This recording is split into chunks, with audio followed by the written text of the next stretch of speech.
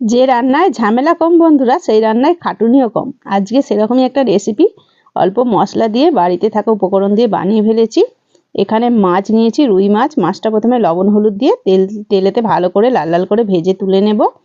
এবারে এই তেলেতেই দিয়ে দিচ্ছি একটু কাঁচা লঙ্কা, আর দিয়ে দিচ্ছি অল্প একটু ক্যাপসিকাম, টমেটো কুচি দিয়ে একটু নেড়ে চেড়ে দিয়ে দিচ্ছি হলুদের গুঁড়ো, জিরের গুঁড়ো, লঙ্কার গুঁড়ো, ধনের গুঁড়ো, আর দিয়ে দিয়েছি লবণ, অল্প একটু আদা বাটা। সমস্ত মশলাই আমাদের ঘরেতেই থাকে, গুঁড়ো মশলা। সামান্য একটু জল দিয়ে মশলাটা ভালো করে কষিয়ে নিয়ে নেড়ে চেড়ে আবার একটু অল্প করে জল দিয়ে মশলাটা ফুটে গেলেই দিয়ে দেবো ভেজে রাখা মাছগুলো।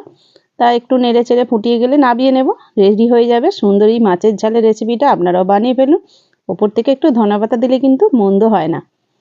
তার যেতে যেতে লাইক শেয়ার কমেন্ট করবে বন্ধুরা। চ্যানেল নতুন হলে চ্যানেলটা সাবস্ক্রাইব করবে, পেজ থেকে দেখলে ফলো করে পাশে থেকো।